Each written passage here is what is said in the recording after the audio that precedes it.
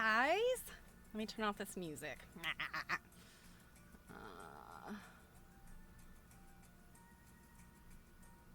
There we go. Gotta find a way of doing that quicker. Probably my Stream Deck can turn that off for me faster than going to the page, but thank you, Druid, my love. Yeah, happy Friday Eve, guys. Hey, Robin. Oh my goodness, this week has gone by so fast. Do I say that every time? I should just record myself saying that and play it for you while the music is going. Yeah, it's been a hot one here. We went from this beautiful fall weather last week, which, you know, on the East Coast, the Mid-Atlantic, I was telling somebody, I might have even said it to you guys, it's like, I don't know, 5 days a year that are just perfect. And then the rest of the year you're going, oh man, it's too cold. I wish it was summer already. And then all summer you're going, oh my God, it's not the heat, it's the humidity. But yesterday it was the heat. I didn't go outside all day. And my husband traveled down to his dad's last night, and there's a grocery store. It's kind of like our halfway point. And we will sometimes go there and pick up a sandwich.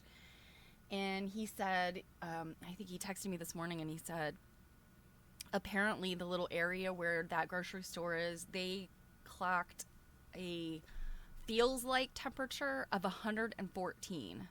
And I'm like, what? How? Like 114? You know, I mean, you can set your oven to that and like dry things. I'm like, good Lord.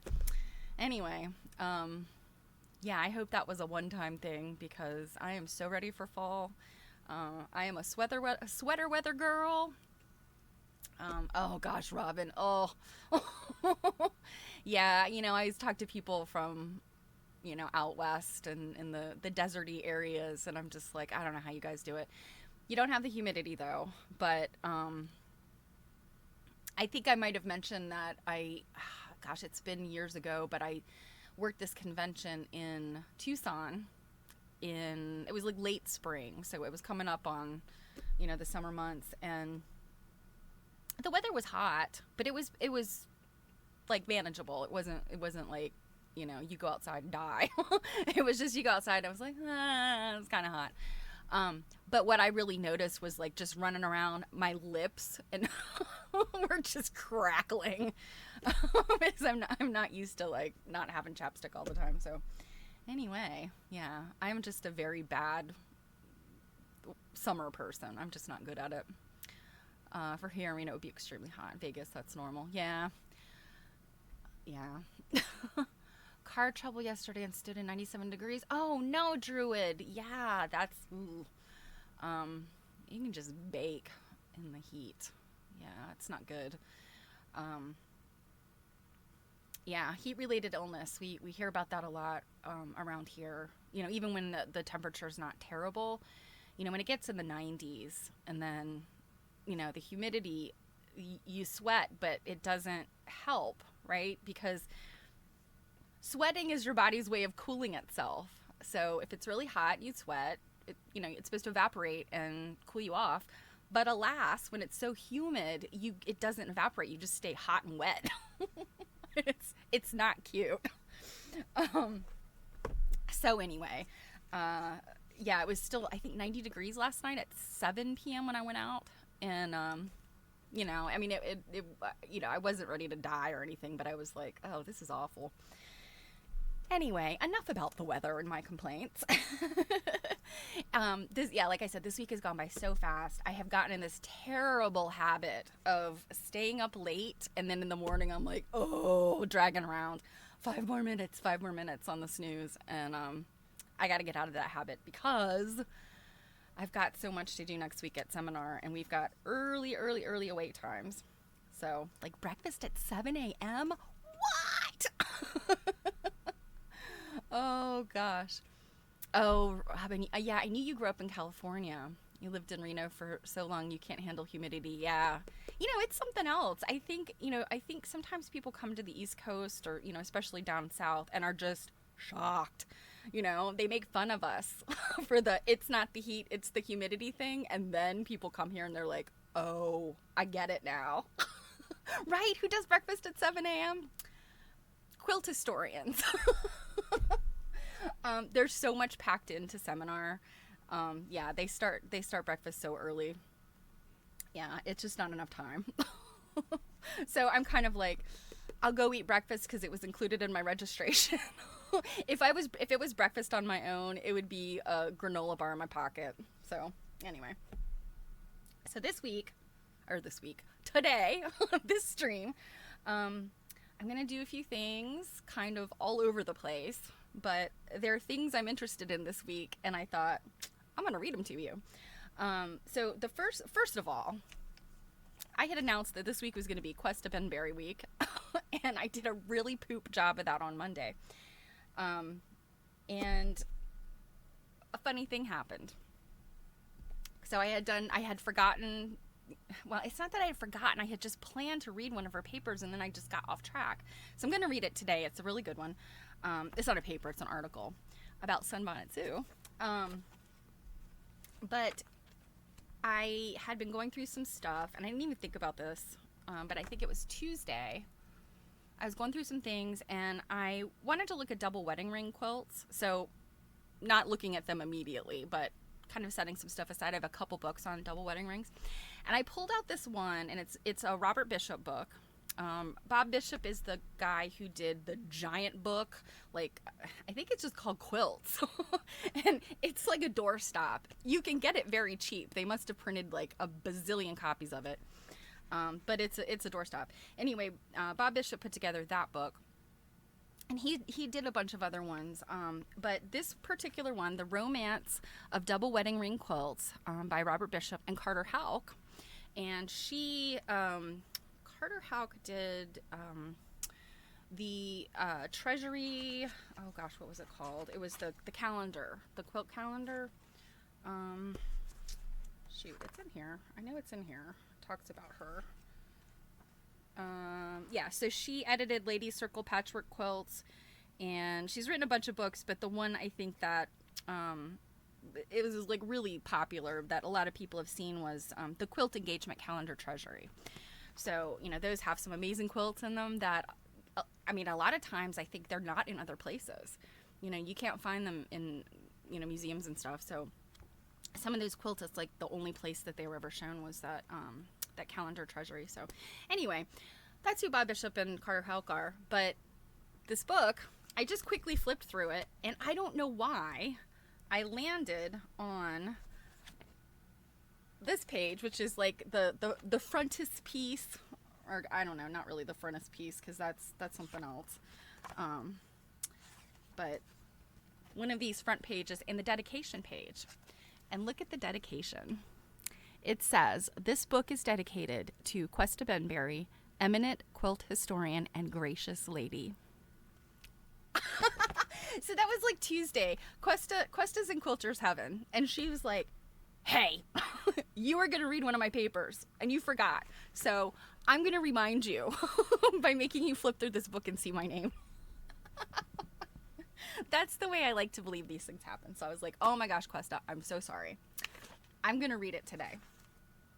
So we will read that. We will read that second, because the thing I'm going to read you first is a little bit academic, but so interesting. And that is a chapter out of Textile Conservation. And I'm violating copyright a little bit because this is a much newer book. But, you know, I think that it's worth listening to, and there is a new version of this, a new edition of this particular book. It's a textbook. I think I talked about that the other day. And it's just so interesting that I feel like it needs to be examined. So we're going to read that first. And then we have more the Lady of Godey's. I stopped kind of halfway through. Yeah, you know, and that's the thing, Robin. I think that, you know, there's all these formulas out there for, like, you know, you can play copyrighted music for like 10 seconds, and beyond that, you're in trouble. or you can watch a YouTube video, but you have to stop and comment on it, or you have to be on screen, all that kind of thing. So I don't know. Sometimes, with reading books, it's like, I'm sure if somebody wanted to come after me, they would. And I would absolutely respectfully take anything down that anybody asked me to. But, I think that some of these things just people don't get to see them, and they're not out there enough. And, it's almost like sharing these things then gets more eyes on interesting stuff. So, while I would never argue with somebody who's like, yeah, I don't want my stuff read in public on the internet, I would also counter that by saying, wouldn't you like a little bit of advertisement? Wouldn't you like a few more eyes on your hard work? So anyway, like I said, I'm always respectful. If somebody ever asked me to take something down, I would do it in a heartbeat because, I have a lot of respect for people's, intellectual property and all that stuff. But, if it was me, I would like to have my stuff read and, as long as I got credit for it. So fingers crossed. Really quick, before we do that, I want to share two things with you. First of all, let's see my other screen. I'm trying to do a better job talking about things like the calendar.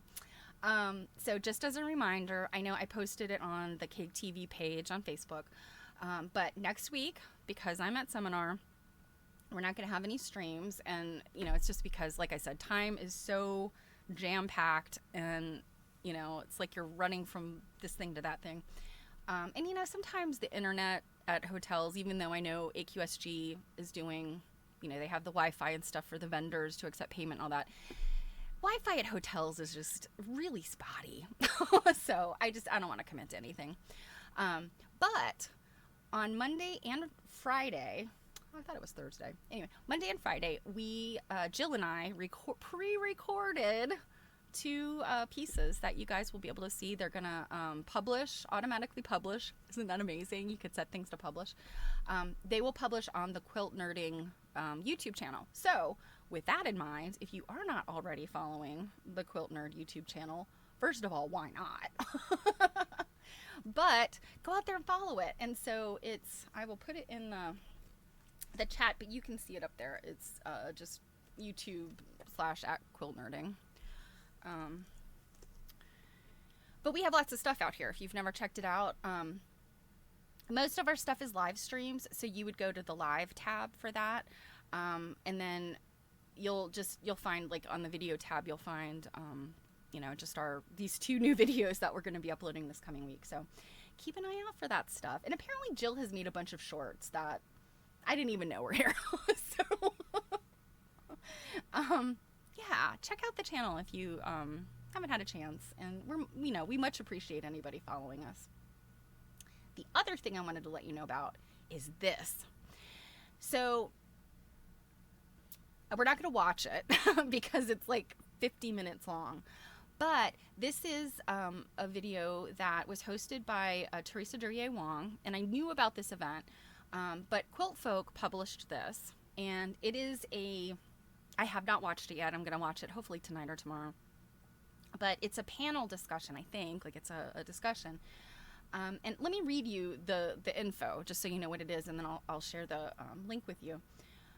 But I think this was going to be really good. So what they say is, when the Women of Color Quilters Network hosted a recommittal ceremony to celebrate a new headstone for Harriet Powers, one of America's most famous quilters, we knew this was a significant moment in history that could not be missed. We made sure members of the Quilt Folk crew were present when the former enslaved artist's new headstone was unveiled for the world to see. At the Gospel Pilgrim Cemetery in Athens, Georgia, which I think she was born in Athens. Or she was born in one place and then lived her most of her life close by. So it was where she was from. On Saturday, December 2nd, 2023, I remember when this happened. Apparently, it was like pouring buckets that day, and they're all standing with umbrellas by the gravestone. And we quickly realized that this story was too good to end on that monumentous day. So, Teresa Duryea Wong hosted a discussion with 4 incredible women who are keeping Harriet's legacy alive.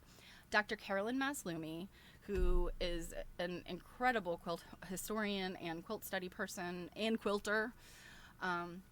She led the effort to acquire and install the new grave marker. Kyra Hicks, who wrote a seminal book on Harriet and designed her headstone. And I have Kyra Hicks' book. I read it. It's wonderful. And Jennifer Swope, who is a curator at the Museum of Fine Arts in Boston. And she is the keeper of the pictorial quilt, or the Boston Museum is the keeper of the pictorial quilt. And then Aisha Amos Carter, who is Harriet's great-great-granddaughter. And what I know about her is I think she presently, or at some time in the recent past, actually was working in Washington, D.C., and Harriet's other quilt is at the Smithsonian. And I guess for a very long time, Aisha worked very close to the quilt. And I guess either she didn't know, or, you know, they didn't have enough space. I can't remember the details, but it was one of those things like where she had worked like across the street from her great-great-grandmother's quilt. And, you know, I think there's been a little bit of controversy in, you know, way back, the quilts were sold, these two quilts, and then one ended up in Boston, one ended up in DC at the Smithsonian. And, you know, there's folks that feel like they should have remained in the family, you know, and possibly come down to people like Aisha. And then, you know, there's the thought about, well, you know, the ability for so many people to know about Harriet and her work and other women like her, that, you know, there is no documentation. Hey, Sydney. I'm assuming I talked to you last night. Wink, wink. I'm so glad you're here. You know, there's this, you know, there's this kind of like, you know, the quilts in the public or the quilts in the family, you know? So anyway, this is, I'm sure, a fantastic panel discussion. So I can't wait to watch this. And let me put it in the chat so you can watch it too. And then maybe, well, I guess when I come back from seminar in a couple weeks, maybe we can discuss this if you guys have a chance to watch it. Because it's almost an hour, I don't think I will screen it here or anything, but yeah, it's got to be good. Teresa's wonderful. She's a wonderful speaker. She's very thoughtful. And then, of course, Dr. Maslumi is incredible. I don't know much about Jennifer Swope. But then her, you know, Aisha, her great-great-granddaughter. I can't wait, you know. It'll be so wonderful. So, there's that. And I think that's pretty much everything I wanted to say. So, and since Sydney is here, Sidbot Sews is possibly going to be a new Twitch streamer. So if you could give her channel a follow, keep an eye out for her to release some streams. We always want to support other Twitch streamers. So I'm excited that she might be joining the family of quilt-related Twitch streaming. All right. So without further ado, let us talk textile conservation. Now, like I said, this is academic. So, but I don't think it's so academic that it's like out of reach. It's just kind of, you know, it's a little dry, but it is so interesting because they're talking about like, you know, what are your options when you're looking at a piece of significant or very old textile.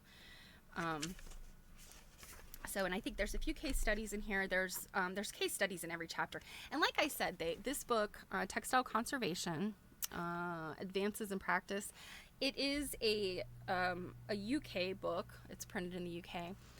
But it is a textbook. And because they've come out with a new edition of it, this one is cheaper. And I don't know which edition this is. Let's see. I don't see an edition number on here. But anyway, when they come out with a new edition, the old editions are usually cheaper, so this might just be the first edition, and they've come out with the second. In any event, I always like to get textbooks when they come out with the, you know, next edition because they're cheaper, and they're, you know, it's more accessible, so. Okay, So again, this is Textile Conservation, Advances in Practice, and it is edited by Francis Leonard and Patricia Ewer. And I believe they wrote this chapter that we're gonna read.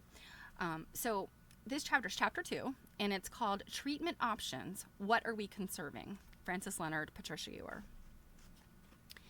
This chapter looks at treatment options. Textile conservators, I can't say that. Textile conservators, museum folk, their understanding of object significance has changed over the past 20 years.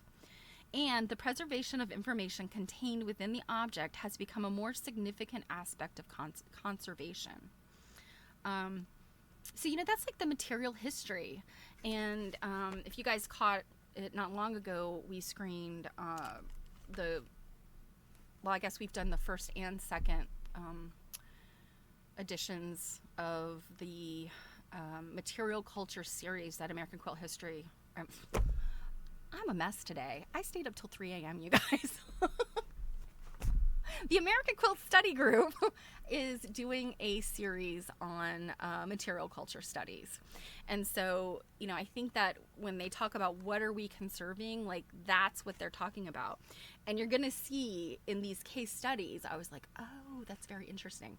And it's the kind of stuff I think those of us that love old quilts and like, the scrappy, messed up ones and not the perfect, pristine ones. The story that those old quilts tell, I think we'll really appreciate this. So let's go. Interpretation. Conservation has been described as a process of investigation, preservation, and interpretation. And that's Eastup and Gill, 2001. Textile conservators are not only concerned with preserving or prolonging the life of objects, but are also involved in gathering information from objects and helping audiences to understand what they see. Conservators, oh my gosh, why can't I say conservator? Conservators can add significant value to the study and display of objects by contributing to their investigation and interpretation. So again, material history studies. As it has always been considered important to mount textiles so they can be interpreted correctly on display. But conservators can contribute far more to the understanding of objects. Conservators' close contact with objects can reveal intricate details, as Gentle's case study demonstrates. Now, I think that's this chapter. Well, we'll see. We'll find out. Eaton's case study also illustrates how the study of objects can provide curators with information which cannot be retrieved from written sources alone, a model which conservators understand and which could aid careful observation. Which could aid collaboration between conservators and curators. At the Los Angeles Museum of Art, LACMA, in 1990, Knudsen's careful observation, research, and reconstruction revealed that a recently acquired mantua and petticoat, a mantua is like that sort of like overgown that they used to wear, thought to be dated from 1620 to 1720, could more usefully be attributed to a narrower date range of 1680 to 1710. So it'll be interesting to find out. Instrumental analysis can provide additional information about objects. As discussed in Chapter 6, which we're not going to discuss today, either to inform treatment decisions or to enhance interpretation by revealing more about an object's composition or use.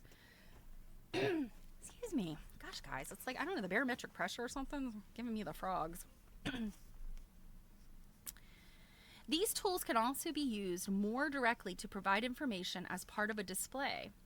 X-radiographs were displayed next to multi-layered quilts at an exhibition at York Art Gallery.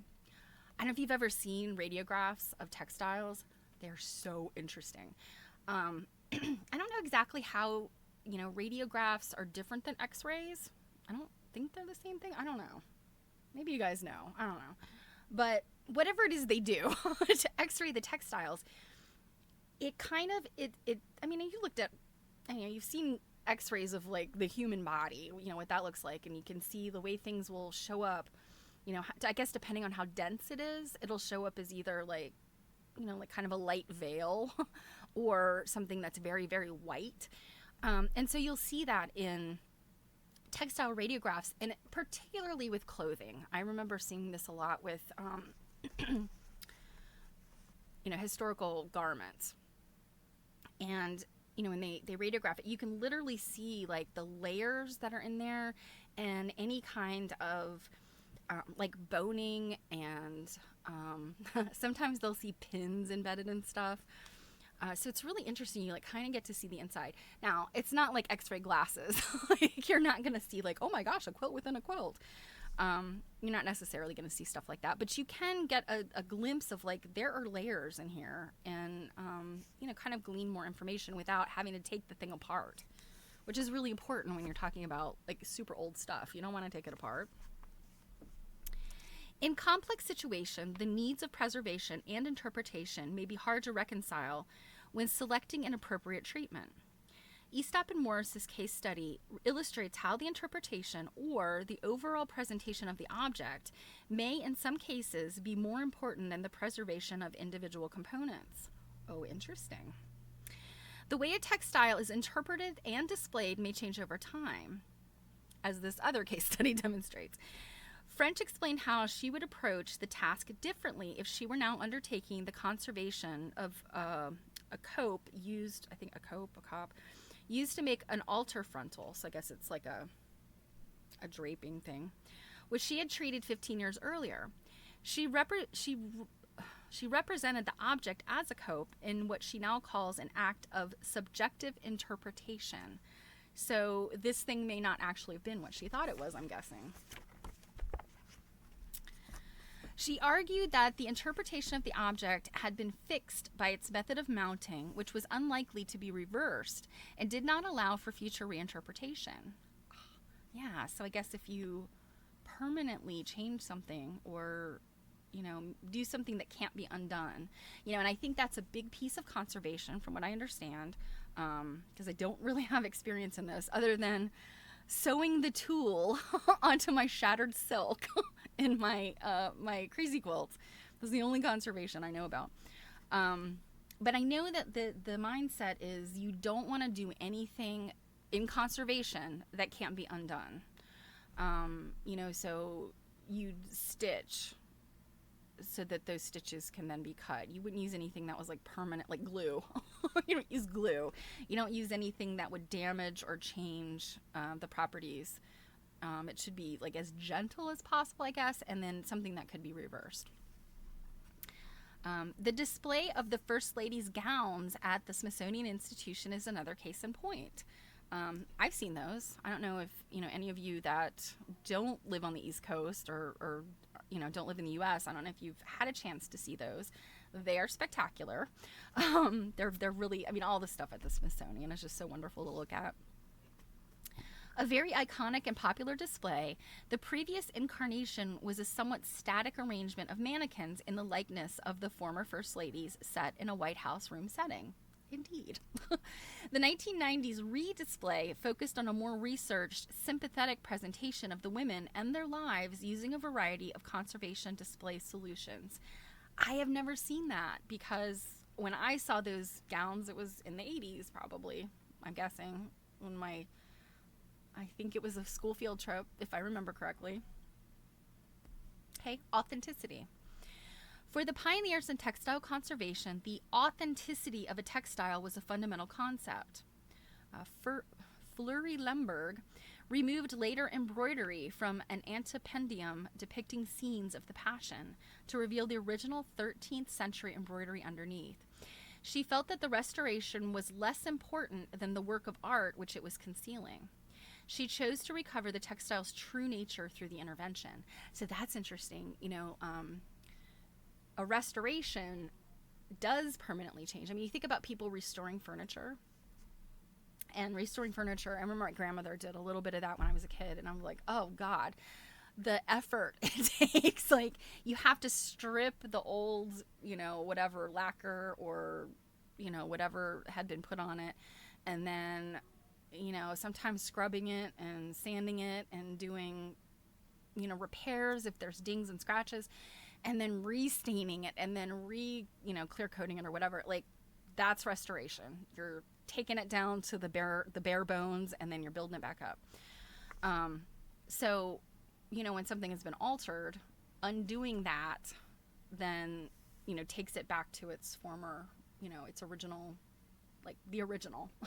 I have some of that going on in my own house, because you guys know I live in an old house, and the what do you call them, the lintels or whatever around the facing and the lintel over most of my doorways, in some cases has some like layers and layers and layers of old paint, and we've kind of been careful about removal because of lead.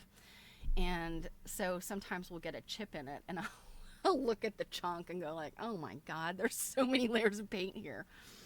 And I often wonder, what was the original look? Because the people that owned the house before us did what they said was period appropriate paint, color, and etc. And I highly disagree now that I know more about things like, decor and quilts and costume history. They didn't do a great job of that. So anyway, I digress. Okay. So when an object of the character and age as the York cap of maintenance, believed to be that of 1580, to be conserved, the emphasis thus falls not on the technical problems of conserving the fabric, but on the discovery of any original structure that may have survived and the elimination of later addition. The hat, so I'm guessing this York cap of maintenance is a hat. The hat had been altered over the centuries. A photograph of 1913 showed it in its latest configuration, worn with the brim turned up. The hat was taken apart, supported, and reconstructed in its presumed original configuration. The braid, tassel, and jewel were not replaced, as they were out of keeping with the new appearance of the hat. It was presumed that the hat should be taken back to its earliest form.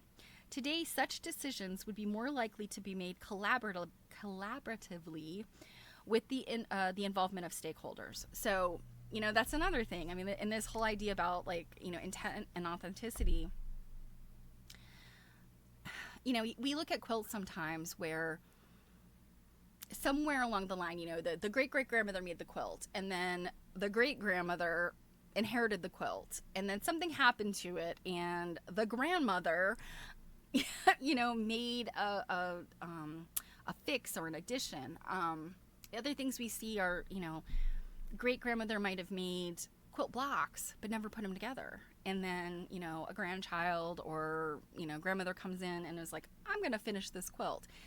And so the question is, if a quilt was badly repaired, like some beautiful turn of the century quilt or 19th century quilt had a hole in it, and somebody in 1960s just slapped a patch of polyester fabric on it to fix it, like, ugh, that's the thing you'd undo and then properly fix it. I think that's an appropriate conservation. But a quilt made of quilt blocks, well, of course we wouldn't take that down to its original, because its original was unfinished. So I mean, these are the things that are going through my head as I read this. Let's see. On the other hand, oh gosh, I'm not even going to try to pronounce this person's name. Another academic.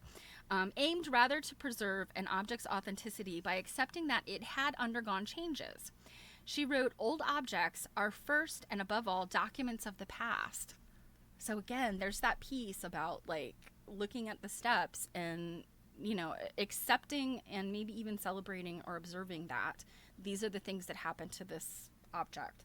Some things I can think of is clothing being, repurposed into other stuff, or bed hangings being repurposed into quilts, or, other things. That's in some cases you can't take it back to, because it's been cut up or something like that. But knowing that history and preserving that is, it informs us so much about, the lifespan of this textile and its purpose throughout its lifespan. They convey information about the history and development of mankind. It is our ethical duty to preserve as much of this evidence as possible. She felt that both primary and secondary pieces of evidence were important and should be preserved, meaning both original features and those added later. The selection of conservation treatments is now more likely to be influenced by a concern to preserve the object's history than to recover its true nature. Changing attitudes to the removal of repairs illustrate this. Leonard, treating the 1821 tin plate workers' banner in 1989, removed linen ties at the top edge used to hang the banner, as they were not believed to be original. The decision might have been the same today, but it would have been more consciously made. The stakeholders' views would have been sought, and the ties are more likely to have been preserved as evidence of a later stage of the banner's history. In 2003, McLean and Haldane discussed the ethics of removing repairs from a covenanting banner. They use a lot of big words here.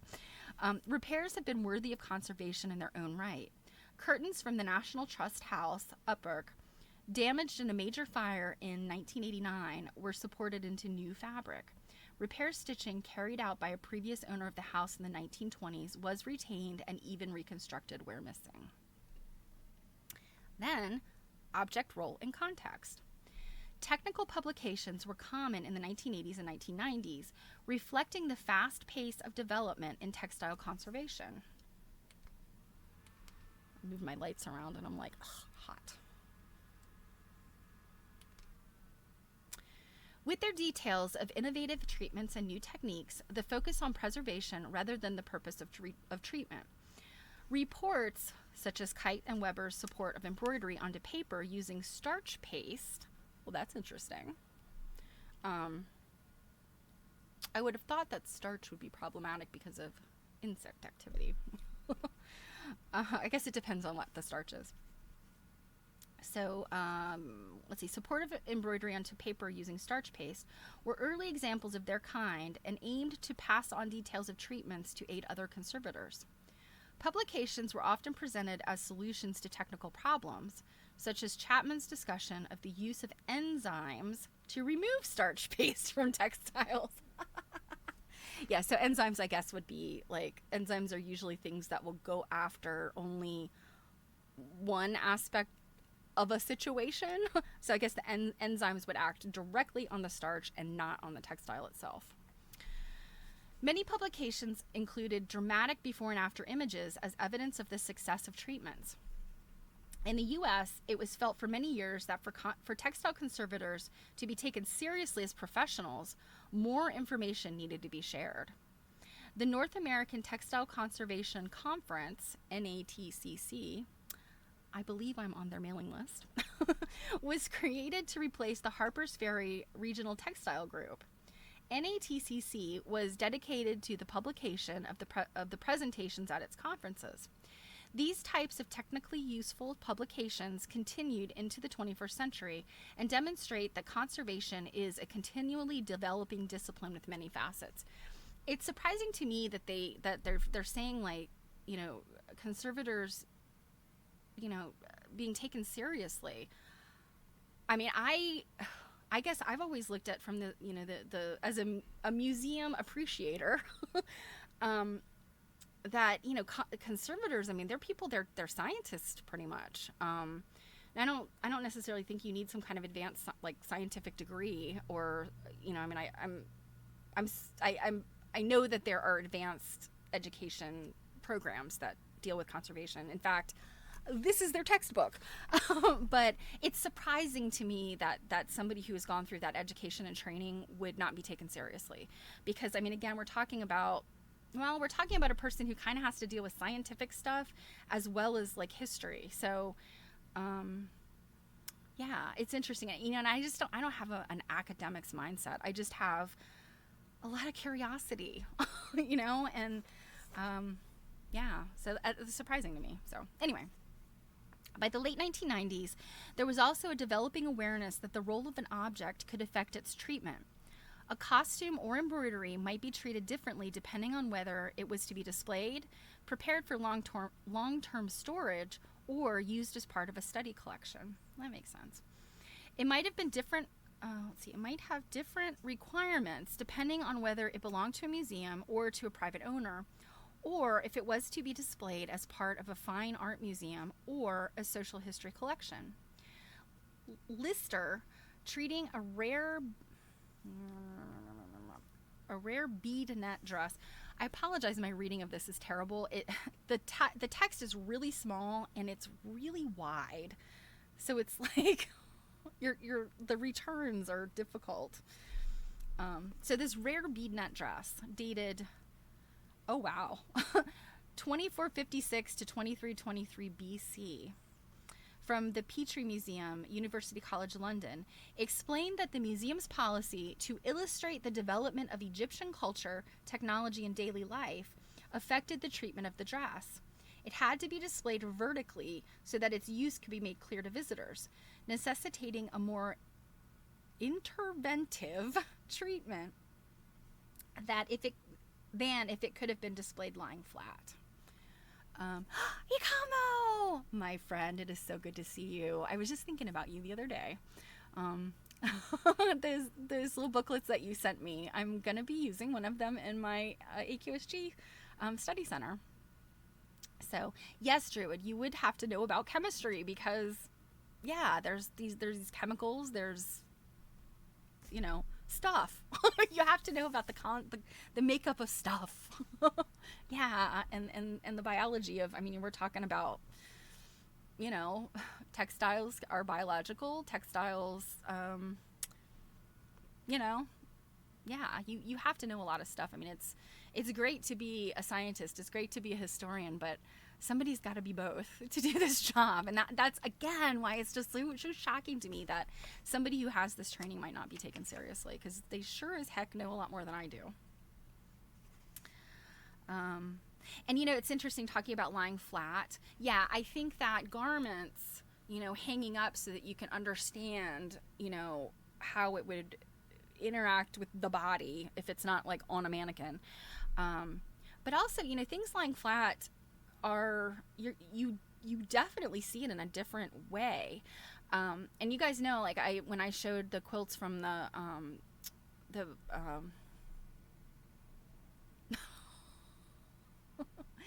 show I went to the other day, Pattern and Paradox, there were a couple quilts that they had laying out on tables, although most of them are on the wall or hanging from the ceiling.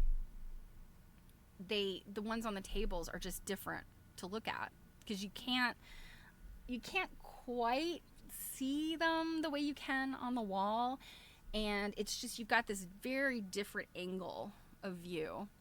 And yeah, and the ones laying on the tables was almost like the same kind of view you would have on a bed, but I suspect they didn't choose beds because they'd have to rope them off. Like, you would not be able to get close because people want to sit on beds. Yes, insects, yes, mold, mildew, fungus, all that stuff. Yeah, like that's all the stuff that, the biological stuff that comes up with really old things. And, yes, anthropology, archaeology. Yeah, there's so many aspects of this. And, I think a lot of times that's why these museum teams are so huge, comparatively. You don't necessarily have one person with all of this knowledge. You have a team of people that know, and they work together. Yeah, and I guess when I say a huge team, museums, I think, struggle, of course, with funding. So they probably have people wearing multiple hats at times. But I think in the perfect world, you'd have, people with different areas of knowledge. Oh, let's see, where did I leave off? Publications began to articulate reasons for carrying out treatments in particular ways. Gill and Boersma, detailing the development of solvent-activated adhesive treatments, began each case study with the heading, Role and Use of the Object. Orlovsky and Trupin argued for a more conscious decision-making process, depending on the role of the object. Aesop suggested that the role attributed to textiles has a significant influence on the choice of treatments. In making the decisions about treatment, an important question is, what will be the role/use for this item? This is because the role attributed to an artifact varies with context. She added, the interpretation of the true nature of an artifact may change with time. There were no intrinsically right or wrong answers to treat textiles. Interesting. Eastup and Morris's case study argues that both the changing physical and social environments must be taken into account when formulating conservation treatments.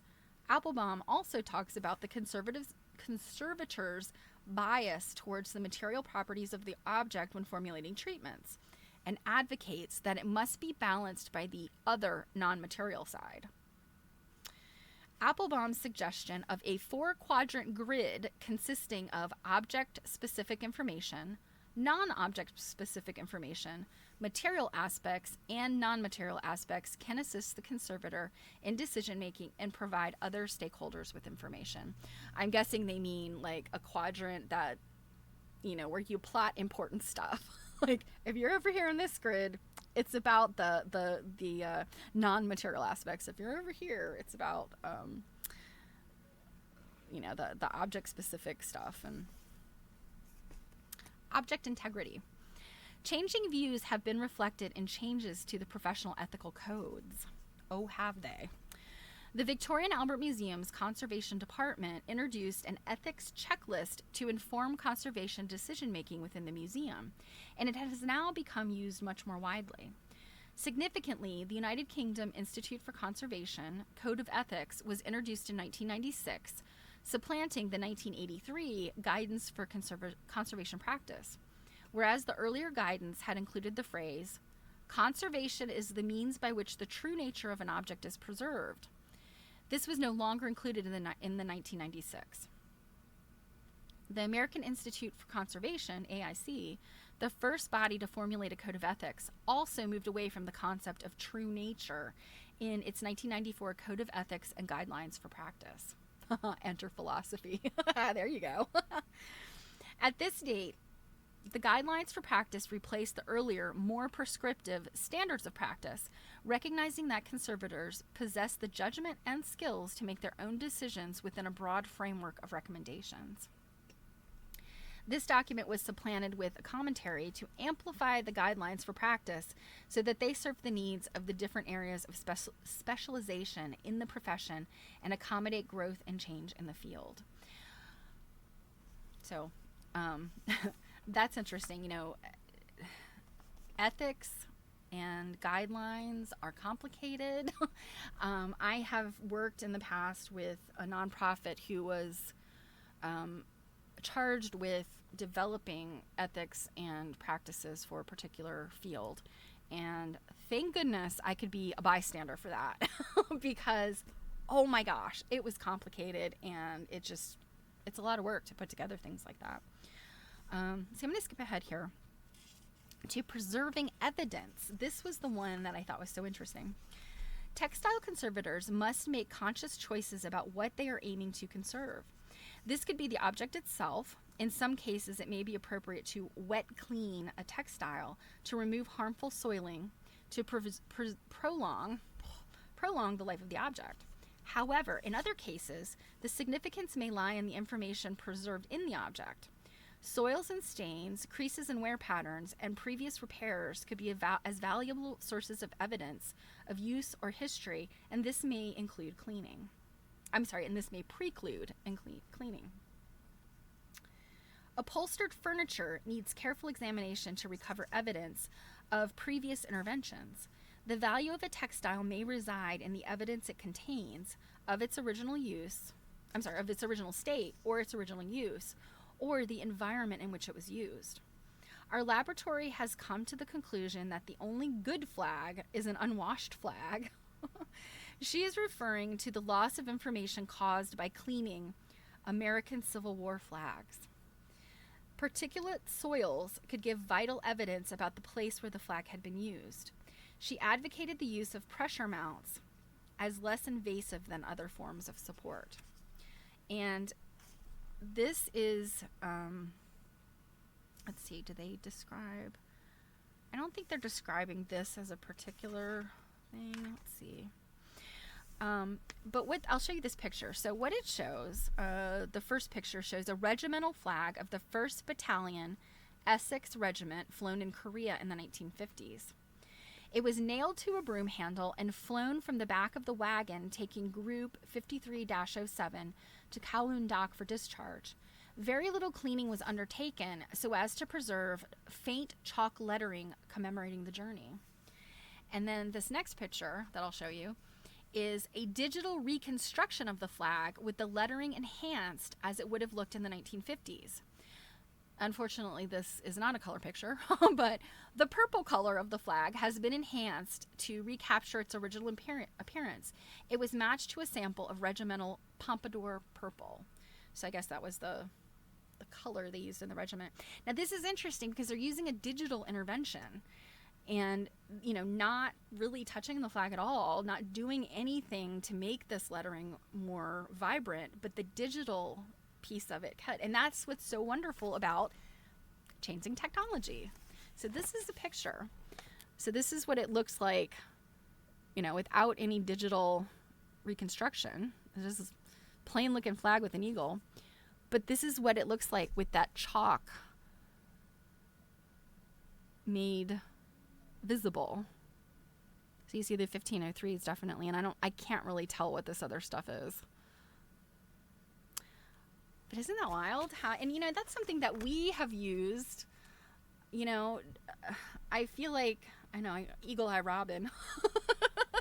I know we have used when we're trying to look at pictures of quilts and, you know, like when there's writing on them, names and other inking, you know, downloading them and blowing them up and then using like the bright balance or oh gosh, what's the word I'm looking for? You know, changing the darks and the lights basically, and you can get things to kind of, and I don't necessarily sharpen, but when you know, change the white and dark balance on something, it just, stuff pops out to you. And that is an incredible way of looking at things and finding things. And in fact, something I've done at museums is take pictures of stuff that you can't quite see. And if you know, you've got a clear enough picture, then you can kind of mess around with the light and dark balance. But what I can tell you is sometimes just a cell phone picture can give you something that you can see better than with your your naked eye. You know, and I guess it's just because you can zoom in, and the you know, our phones today are, I mean, so much more advanced than just a regular old camera from, you know, back in the day, that they can pick up such minute detail that, you know, the naked eye sometimes can't really focus in on. So it's kind of interesting stuff. Anyway, again, I digress. So let's see, I'll wrap up with this section. Yes, photos are helpful. Absolutely. Yeah. But Buinger, textile conservator at the Chicago Historical Society, whose collections included the clothes worn by Lincoln on the night he was killed by an assassin's bullet, explained how the clothes would not be treated until techniques were available to extract all possible information from the garments. And I'm wondering if they mean like the blood stains. I mean, as gross as that is, and is like, ugh, horrifying, you essentially have Lincoln's DNA with a blood stain. I mean, any garment, you technically have the wearer's DNA, but something like, you know, he had an injury and he bled on the clothes. That's amazing, right? Yeah, they absolutely mean the blood stains. Archaeological textiles have often been regarded as a repository of evidence. Other types of textile are now regarded in the same way as historical documents. I mean, we say this all the time. Quilts are documents. Valuable for what they can tell us, as well as their intrinsic beauty or historical associations. Mackey described the discovery of a 500-year-old man's body wearing a robe made of ground squirrel pelts in a glacier in northwestern British Columbia. Pollen samples, plant and fish remains, and glacial sediments provided evidence of the man's movements prior to death. I'm trying to remember. I know I've read about him. I can't remember what this guy's called. He's not the bog man, because this is a glacier guy. Squirrel pelts. I wonder how many squirrels does it take to make a garment. Swan discussed the preservation of evidence on shoes. Here I make a plea to refrain from cleaning off old dirt which the shoe has accumulated during its period of wear. The study of the history of shoes is still in its infancy, and often the only way we can at present distinguish between indoor and outdoor wear is by the presence or absence of street dirt. Windsor argued against the removal of needlework pieces from their original mounts and frames, if it was not essential for the preservation of the textile, as this destroyed evidence present in the original ensemble. In focusing on the whole object, she challenged the prevailing norm that the long-term preservation of the textile itself should be the main concern. Very interesting, huh? Yeah, I mean, there's no quilts in this chapter. In the next chapter, they do some stuff with like textile bed hangings. Let's see, what else? It's mostly theater costume, home furnishings, that kind of thing. But absolutely, quilts fall in here. In fact, here's some stuff from the Winterthur, which is near me, and they show a bedroom.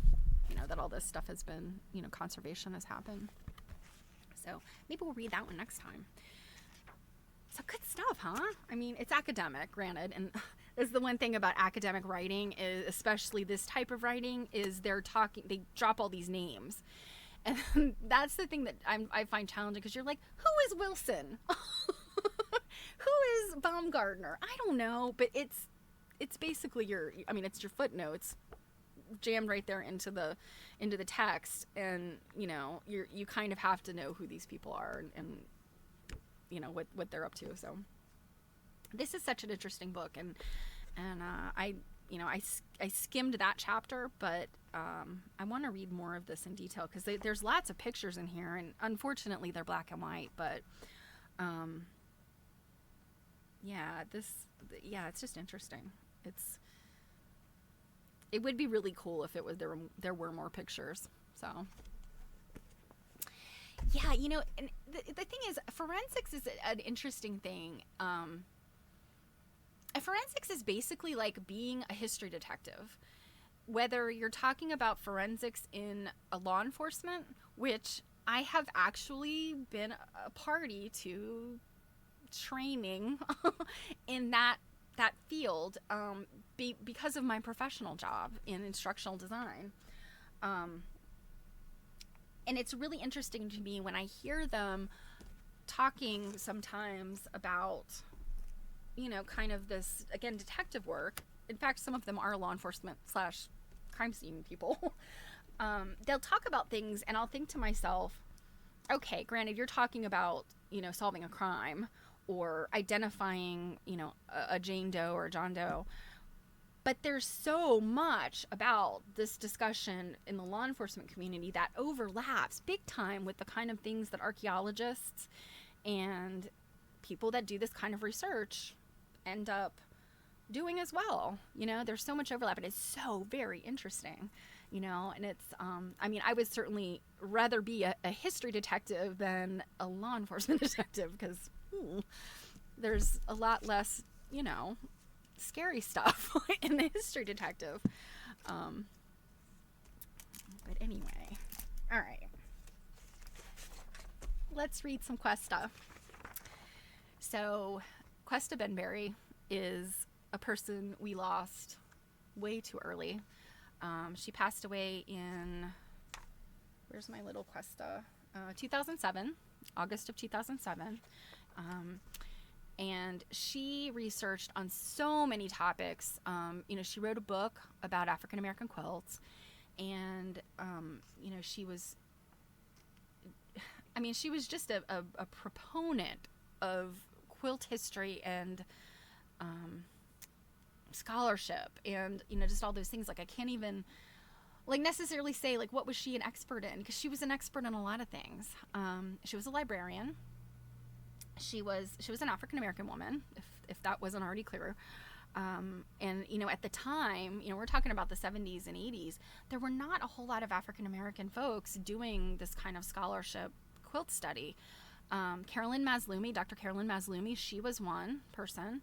And in fact, she was somebody who was out there, I think she had advertised in Quilters Newsletter looking for people that wanted to, you know, get together and you know, examine African-American quilts, you know, African-American quilters, or people who, you know, or African-Americans who had family quilts. You know, she wanted to get together with those people. And so she started, you know, for lack of any other way to do it, she put an ad out there and started her own group. So yeah, the work that these women were doing is very important, because not other, you know, other people weren't necessarily doing it. But Cuesta, she was interested in so many things that I'm interested in. So kit quilts, or quilt kits, she collected quilt kits. And so she was a little bit of an expert on the stuff made with kits. And I was like, when I stumbled upon her collection, her stuff's at Michigan State, and I don't know how long ago they digitized it, but I stumbled upon it one day and I'm like, how did I not know about this?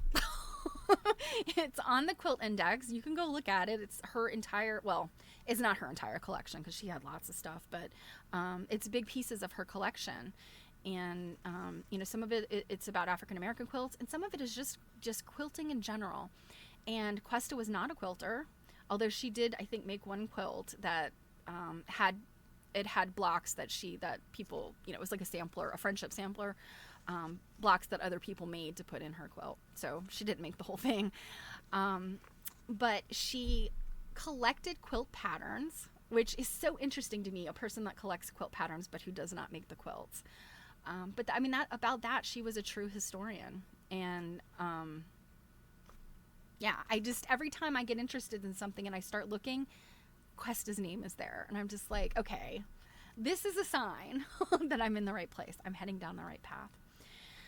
So, as you guys know, I'm doing a Sunbonnet Sioux Study Center at seminar next week. And Sunbonnet Sioux is one of those quilts that lots of people have them. Everybody knows what they look like if you know anything about quilts. But Sunbonnet Sioux don't get a lot of respect because they're considered kind of like lowbrow, you know. Oh, her name? Yeah. Well, you know, I can't remember what her maiden name was. I want to say her last name, her maiden name was something kind of plain, I think. Something, but yes, Benberry. Doesn't Benberry sound like so... It sounds special. It sounds like, you know, a person who knows many things. But anyway, so she looked at this and she did some incredible research, and you know, she came to some conclusions that I'm like, yeah. So let's read it. Now, this is out of the Quilter's Journal. This was a Joyce Gross publication. Joyce also was somebody that we lost way too early. And I say this, these poor women were in their 80s when they passed away. It's not like they died young, but I never got to meet them. So to me, we lost them too early. So this article is called The Paradox of the Sunbonnet Girl Quilt Pattern. And she has the one picture, the only picture that's in here is this. The Sunbonnet Babies Primer, which she's going to talk about. And you guys should recognize that. You've probably seen my stuff that has the Sunbonnet Babies. So this is The Paradox of the Sunbonnet Girl Quilt Pattern by Cuesta Benberry. One of the most paradoxical quilt patterns of the 20th century is the Sunbonnet Girl quilt pattern. The large number of versions and variations devised of this pattern over an extended period of time attest to its wide popularity with quilt makers. Yet the Sunbonnet Girl has been subjected to the most severe criticism from art authorities. The criticism continues until today, and so does the pattern's vast popularity. This love-hate relationship of the Sunbonnet Girl quilt pattern constitutes the paradox mentioned in the title of this report. And I think, I don't think I wrote down the date, but these were in the 70s, late 70s when the Quilt Journal was published. The Sunbonnet Girl's history goes back much farther in time than does the criticism of it, which is of fairly recent vintage. The Sunbonnet Girl quilt pattern is a direct descendant of the illustrations drawn by Bertha Corbett for a primary text, The Sunbonnet Babies, by Eulalie Osgood Grover. Actually, I think it's Groves. I think that's a typo. So Eulalie Osgood Groves, circa 1902. However, pre-Corbett Sunbonnet Girl type, no faces, designs can be found in mid to late 1800 sources. True. In researching American sources, Carol Crabb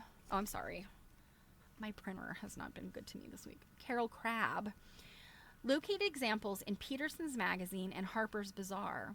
In England, there were many examples of the no faces bonneted figures to be found in the voluminous works of Kate Greenaway. Now, here's the thing about the Kate Greenaway stuff, and she's going to go on and say how, Kate Greenaway most likely influenced Bertha Corbett, which, yeah, I can see that. The Kate Greenaway figures, though, are often, turned in such a way they're just not looking at you. Whereas the Sunbonnet Babies, they're in the Sunbonnet suit, I just feel like they're always placed in a way that has the bonnet covering the face, whether it's sideways or, looking down or, and as we get later into the 20th century, she's always just the sideways look. Whereas the Kate Greenaway stuff, there some of her stuff that you can see faces, people always say that, hello, Clark Griswold. Thank you. I appreciate that. I am a nerd through and through, and I am always ready for people to make fun of me for being this nerdy. But I appreciate that you love my passion. I hope you too have passion in a subject, and I'm glad you're here. So, yeah, the Kate Greenaway, everybody says that that's, the influence, and I don't, I'm not here to say no. I feel like, the Sunbonnet Babies, Bertha Corbett's Sunbonnet Babies they're very specific looking. You can put them beside Kate Greenaway's stuff and you can say well, those definitely were not drawn by Kate Greenaway. Those are definitely Bertha Corbett's. You can definitely see the hand. So I don't know. I think it's there, but maybe not. Just my opinion. So, in the 1960s, after studying the pervasive influence of Kate Greenaway's designs on illustrators of juvenile works well into the 20th century, Dolores Hinson, who was another quilt historian, and I formulated a theory. Because of a certain commonality of factors in the designs, we believe that perhaps Greenaway's influence was evident in the Corbett designs. So again, yeah, I can see it, but also, little illustrations of tiny children. Lots of people did them in the 1800s. So, regardless to any indications of influence, Bertha Corbett must be credited with devising the Sunbonnet Babies illustrations as original works. Louise Witt wrote an interesting account of this in Antique Reporter, and Louise says the following. Bertha Corbett drew her first Sunbonnet Babies in Minneapolis at the turn of the century. She submitted her drawings to the publisher and educator, Dr. Edwin Grover. So is he really... Okay, so Eulalie is his sister. Have I been saying her name wrong? Have I been thinking her name was Groves when it's actually Grover? So if I have, my apologies to the Grover family. I had always thought it was Groves. I was thinking that was a typo. So apparently it's Eulalie Osgood Grover, and Dr. Edwin Grover is her brother. Okay. So she submitted these drawings to the publisher and educator, Dr. Edwin Grover, He too was fascinated with them and suggested to his sister Eulalie, who was writing a new primer, that she incorporated the girls in her text. She did, and the result was 1,300,000 Sunbonnet primers, or as they might call them, primers, from which all first graders in the United States learned to read until about the 1930s. So if you went to school in the United States in the teens, 20s, and 30s, there's a good chance you learned how to read with this little book here. The first to come up with Google was Edwin Osgood Grover. Okay. Yeah. What a great historian I am. I get their names wrong every time. Okay. Very soon after the primer's publication, the little twin figures, Molly and May, who wore large sunbonnets with no faces showing, were transferred into quilt patterns and transferred onto many other things. One of the earliest quilt pattern versions was the embroidered series Sunbeam Babies by Frank's Art Needlework, St. Louis, Missouri, published in 1905. So, I mean, we're talking about literally just a few years. Oh my gosh, Clark, you are absolutely right. I, too, will fist fight people over Berenstain Bears because I am a Gen Xer. I have those books. They're somewhere at my mother's house, and every time I hear about... Okay, yeah, so we are many of us, I can't speak for everyone in the chat and lurking, many of us are Gen X adjacent or Gen X, and yes, yeah. That Mandela effect stuff is crazy.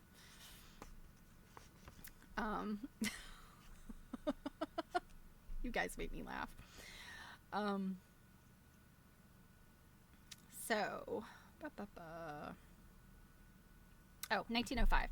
So yeah, so this stuff is coming out. So the primer or the primer came out in 1902-ish.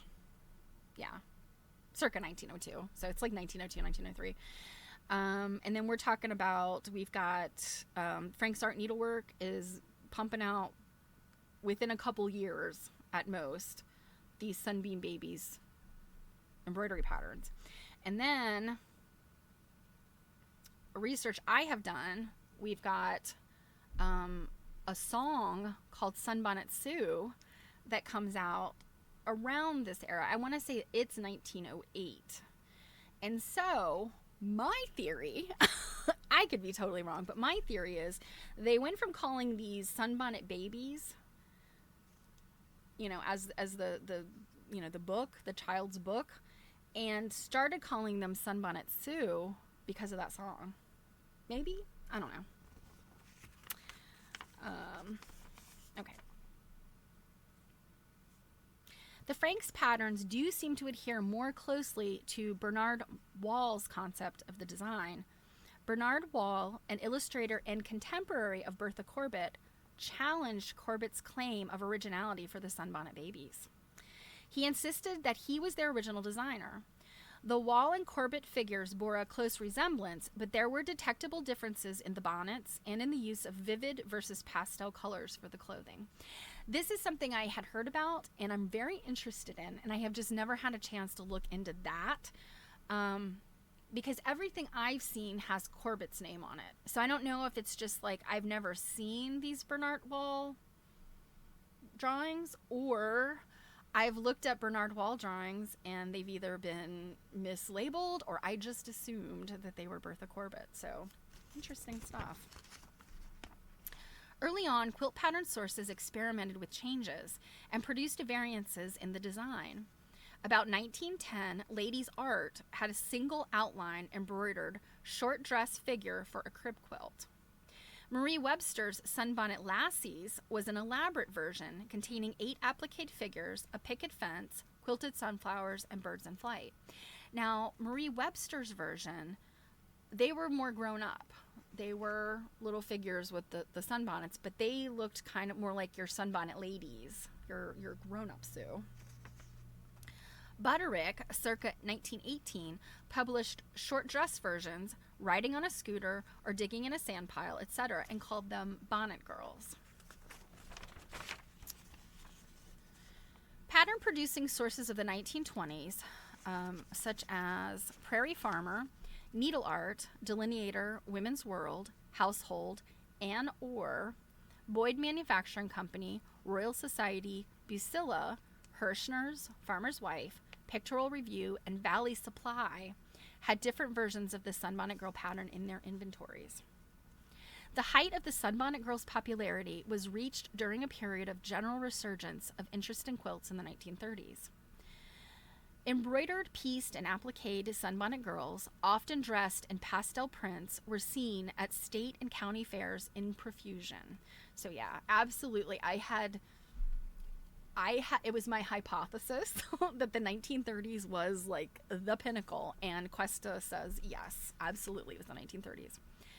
The design was seemingly subjected to endless interpretations by sources such as Rainbow Quilt Block Company, Amartha, W.L.M. Clark Company, Virginia Snow, Nancy Cabot, Progressive Farmer, Home Art Studio, Des Moines, Needlecraft Magazine, McCall's, Indiana Farmer's Guide, Vogue Art, Country Gentleman, Eleanor Martin, Kansas City Star, Laura Wheeler, Alice Brooks, they were a pattern company, Missouri Ruralist, etc. I would add to this Capper's Weekly, and there's a couple of others that I have found. So yeah, like, you know, in my study of Sunbonnet Sioux, I started trying to, you know, determine the Sioux quilts I have, the Sioux quilts I've seen, trying to figure out, like, okay, this one is from this source, this one's from this source. And sometimes you can do that. You can very clearly see this Sioux, because she's got this pattern on her bonnet, and her arm looks like this, and her shoes or her feet look like this. You could say definitely, okay, that was this pattern. Others, you know, so many people, there were so many pattern companies out there, and there were so many people that were just like, there's like, she's like got 4 pieces. I can draw this myself. And oh, they did. Some of them, you guys, I haven't shown all of mine. I don't think. I did a little series on Instagram. Was it late last year? I started just posting some. And I think I showed some of my crazy ones, but I have some where I'm like, what were these people thinking? You know, like, we'll talk about that another time. Barbara Brackman actually has, I think it's 2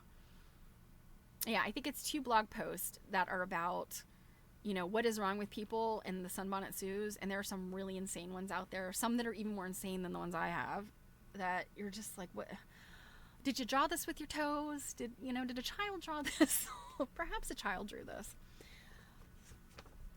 So, in the war years and post-war years of the 1940s, publication of all quilt patterns decreased markedly from the high point of the 30s. Obviously, this is war time. Things are being preserved. Paper, there's like, you know, paper rationing, and things are just not being printed.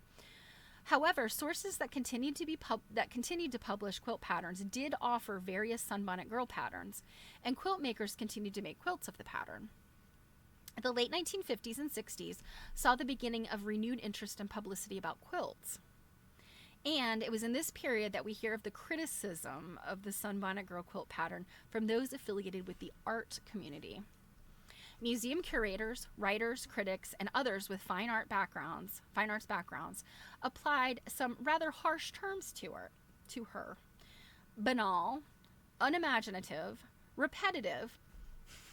Well, of course it's repetitive. Quilts in general are kind of repetitive sometimes. Ubiquitous. Yes, she was ubiquitous. Garish. Well, I don't know about that. Too popular. I mean, come on. Yeah. All right. And my favorite, obese. She's a toddler, y'all. She's supposed to be a baby. Are you going to call these little scamps obese? Are these little scamps obese? I don't think so. Critics. This did not appear to deter quilt makers one bit from making the quilts. Even interest in the original Sunbonnet Girl designs on postcards grew. This too was surprising to some.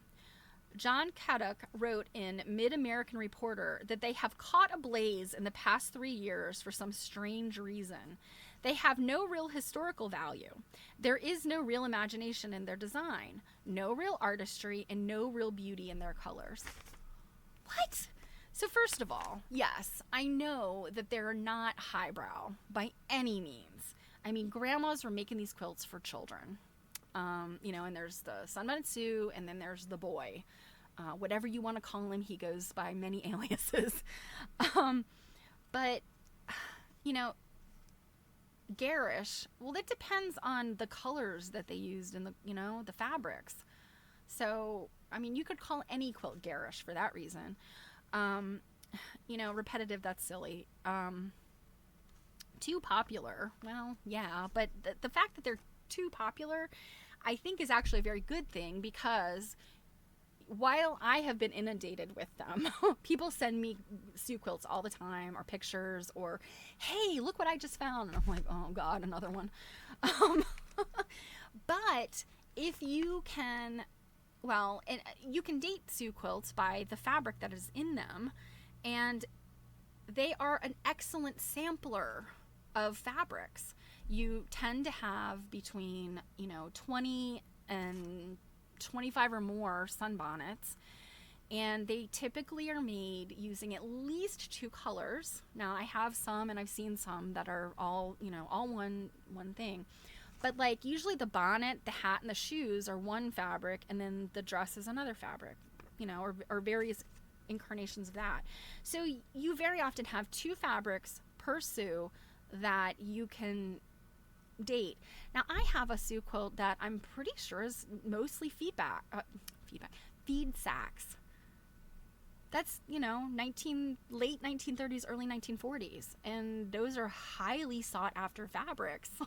And so you've got basically a swatch book of them in a Sue quilt.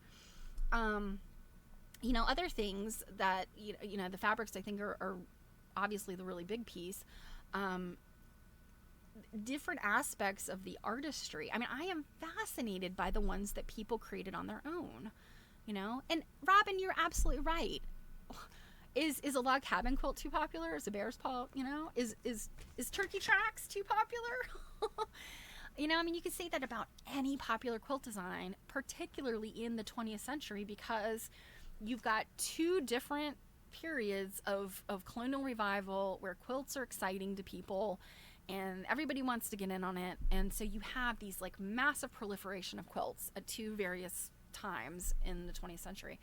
So of course all these patterns are going to become ubiquitous, There were ubiquitous patterns in the 19th century too. We just don't have as many of those quilts, but I promise you start looking at them, you're like, oh, there's another trip around the world. Oh, there's another, Burgoyne's defeat or whatever. This is why I would love to go, okay, when we're done knocking out the the Mandela effect people, then we're going to go have fights with art critics because they all suck. Oh my gosh, Akamo, yes. Oh my goodness, if you do that, take pictures, please.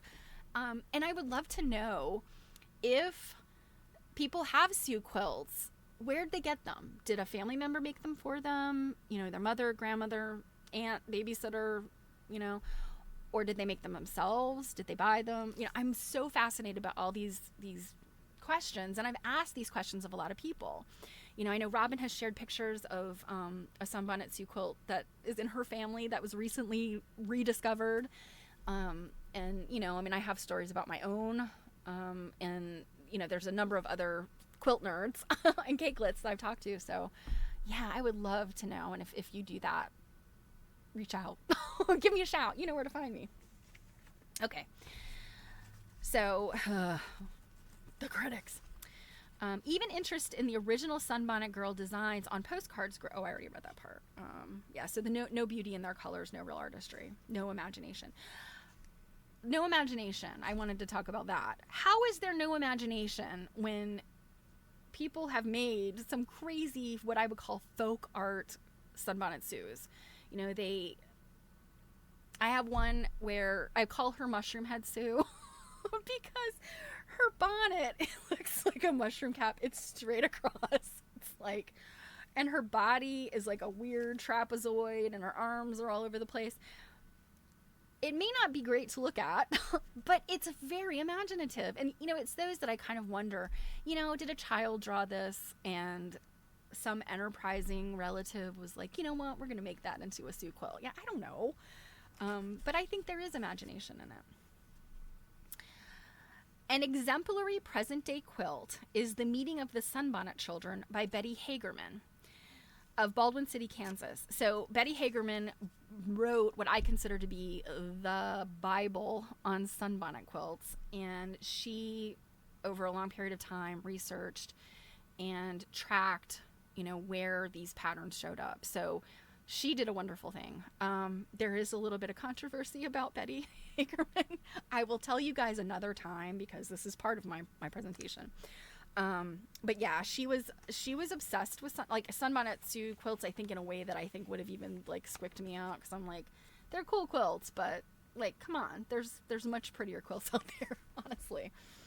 All right, so The Meeting of the Sunbonnet Children is a sampler quilt showing 59 versions of the Sunbonnet Children. So I don't have a picture of it nearby, but what Betty did was she made a block for, like, I don't know, every instance of published Sue she found, I guess. 59 of them, and they're all in one quilt. The Sunbonnet Girl quilt pattern has maintained its strength as a favored pattern for over 3/4 of a century, even in the face of, and I mean really now for 100 years or more. Even in the face of sharp criticism by learned authorities can kiss my butt, its popularity has not abated. Not only that, but another element has been added to this controversial situation. Perhaps because of its longevity, or because of the many variations to which the pattern has been subjected, the Sunbonnet Girl quilt pattern is now the object of serious research by several quilt historians. So, it is indeed a paradox that the little Sunbonnet Girl quilt pattern has been made in unprecedented numbers, designed in uncounted variations, scorned and derided by many, and intensely researched and studied by others. Few 20th century quilt patterns have received such concentrated effort.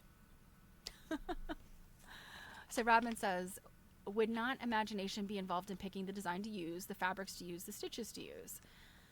Very unexpectedly, the quilting on my Sue quilt is a cross-hatch zigzag stitch. Yeah, you know, I mean, any kind of quilt, it doesn't matter. I mean, any kind of quilt uses imagination. I would say the only kind of quilt that doesn't really use much imagination are kit quilts. Because you buy them with the fabric already there. You're not picking fabrics. The picture of what the quilt's supposed to look like is there. The fabrics generally are already printed with the pieces to cut out, and the actual quilting is printed on the backing. So that's paint by numbers quilting, basically. And I have all thoughts about kit quilts and quilt kits. I do not think they're a bad thing, and that's a whole nother line of research. But yeah, I really hate the attitude of gatekeeping around crafts, the making of things, whether they are, you know, and you guys know I can get on my soapbox about this for a long time, whether they are things that are made simply for the enjoyment of the maker, to be made as a gift, to be made just, you know, because many quilters today are just making quilts just because they want to. They want an activity. They have a sense of satisfaction with what they make, and they're not trying to get into art museums or anything. They just want to make things that they consider pretty and comfortable and comforting. And I hate the attitudes that you know, come up around academics and art critics and learned individuals, because it's like, you know what? Show me the quilt you made and let's talk about it. Because I guarantee you, anybody who's got a criticism about a quilt has never made one. Mic drop. Because even being provided all the fabric, the pattern, the quilting design, everything done for you. All you have to do is cut it out and put it together. It is still a huge accomplishment for somebody to finish that. And it does take technical skill, you know, so I will die on that hill for sure.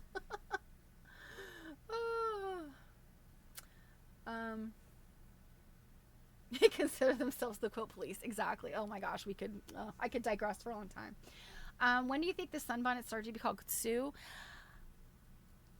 This is a knee-jerk reaction on my part because I think I need to do deeper research on this. But I think that that Sue came out of a song called Sunbonnet Sue that I think was 1918. And actually, if you guys give me 1 second, I can tell you.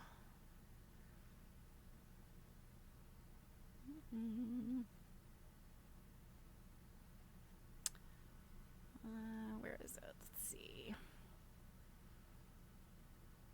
I'll play the song for you sometime. So the song is called actually, here I can show you what it looks like. The album cover. It is the most ridiculous looking thing I've ever seen. Not really, but screen. So this is Sunbonnet Sue. And the lyrics are by Will D. Cobb and the melody by Gus Edwards. So that's what Sunbonnet Sue looks like. And what is the date on this?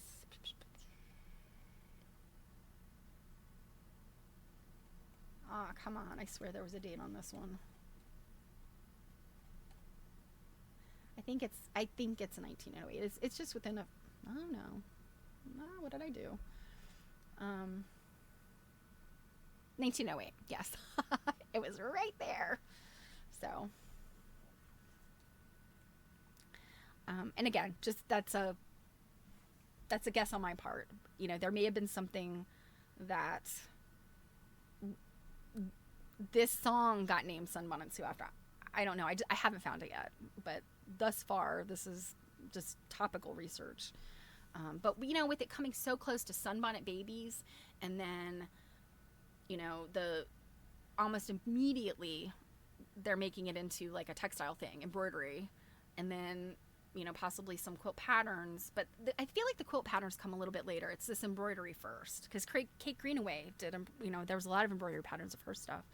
So I think it's the Sunbonnet Babies embroidery patterns that first pop up. And then, you know, within a few years, then you have this Sunbonnet Sue song. And I could see it kind of coming together. People saying, like, you know, that song is popular. Or maybe they hear it on the wireless. And then you've got, you know, Sunbonnet Babies, and it all kind of comes together. So it's a guess on my part. Please don't say that you heard that and it's... Yes, I do know the Aunt Martha patterns do call them Sunbonnet Girl. There's a lot of those patterns that they call them Sunbonnet Girl, or oh shoot, there's another name for them. But yeah, it's you see different things. So I don't know. I will definitely do some deeper research. You know, my my research for my study center is not about necessarily the history. It's more about the sociology. So I haven't gotten that deep into like that kind of historical stuff, but it's definitely on my radar. All right, we have a little bit of time, so I'm going to finish the chapter that I started the other day on the Lady of Godey's. I told you today was going to be an all over the place melody of things I've been reading and looking at. Let's see, where do we leave off? So they've been talking about how beautiful that Sarah Hale is. So to back up, we are reading The Lady of Godey's about Sarah Josepha Hale. She was the lady editor of Godey's magazine in, oh gosh, starting in what do we say? It's like 1840, 1850. And she is the editor for almost 50 years, like a very long time. She died and the magazine folded, like, you know, within a certain period of time after that. But And this book is written by Ruth Finley, who, wrote antique quilts and... Is it antique quilts and the women who made them? Or old quilts? Old quilts and the women who made them. Old patchwork quilts and the women who made them. So this is the story of her. And, so far we have learned that she started off editing her own magazine. That magazine merged with Godey's. She went from Boston to Philadelphia. She made so she was widowed very young. She had 5 young children. She made sure they all went to college, and the girls went to like a finishing school. I think 2 of her, at least one of her sons, but I think 2 of them went to Harvard. So, we're talking about a lady who made sure she very much cared about her children. She was a proponent for kindergartens. She did all this stuff, the sewing project for the Siemens charity thing, to support the mothers and children, or the wives and children of sailors lost at sea, or sailors who are out to sea, So she just did all this like incredible stuff, and I still just remains like, sort of gobsmacked at how, prolific she was. But this chapter is called Beauty and Business, and what kind of irritates me a little bit is that, it's talking about how beautiful she was, and it's kind of like, this is the thing we deal with today. And now, of course, this book was written in 1931, and the things that are said about Sarah Hale, of course, are coming from like the mid 1840s. But it's unfortunate that we've got to qualify how wonderful women are because they're pretty, and I'm like, what do looks have to do with it? This woman did so many incredible things. Her looks were the least important of her accomplishments. So where we had left off is Chambers and Reed were the 2 people who had done portraits of her. And the one thing we left off was like, even when she was in her 60s, I think it was it Chambers? I think it was Chambers who had done... No, Thomas Buchanan Reed did the portrait when she was 62. And it's basically like, she didn't even have wrinkles at 62. Well, if you're getting somebody to paint you versus somebody taking your picture, even today you can get somebody to take your picture and you can say, no wrinkles, please. But anyway, she supposedly had a very youthful appearance. So, and I think we left off, if Reed knew her intimately, and from 1845 to 1848, many of his poems, he was both an artist and a poet, his poems appeared in Godey's magazine. So now we're going to get into her actual physical appearance. Her brown hair, which she always wore in the side curls of the 1820 fashion, because her husband had liked it so arranged, never turned gray. Really? Okay. Well, I guess I shouldn't sit here and say I don't believe it, because I'm not gray. Sorry, guys. I'm 50 and I don't have any gray hair. I don't dye it either. I'm really lying. I do have gray hair. You can't see it yet. It's like back here. The hazel eyes, shadowed by slender penciled brows and long thick lashes, retained their glow until she was about 80, when cataracts dimmed her sight.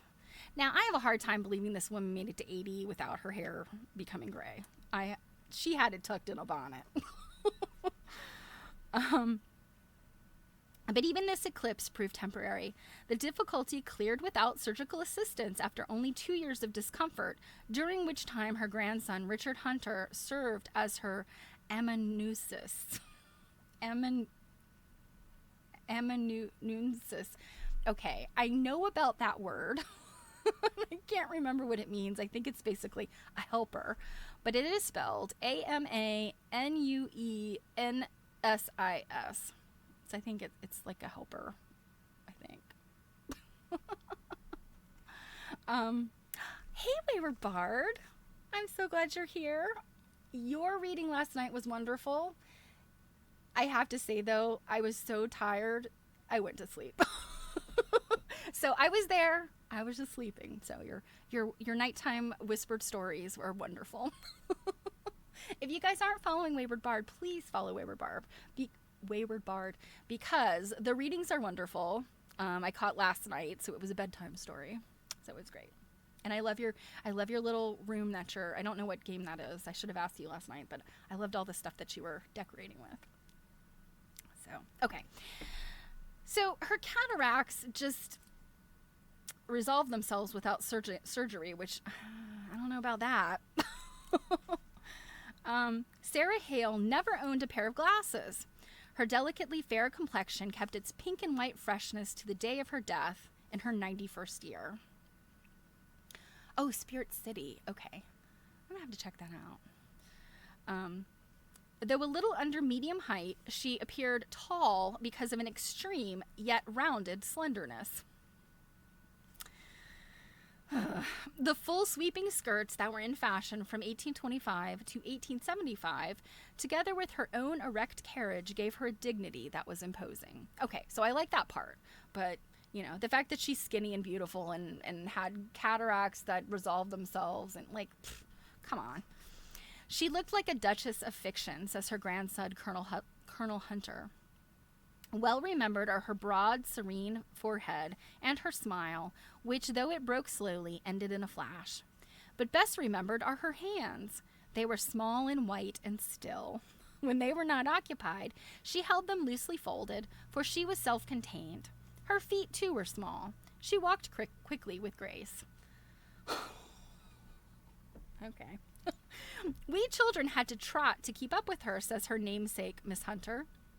And I think if you remember, I think Ruth Finley ended up interviewing, I guess, 2 of her grandchildren. Yeah.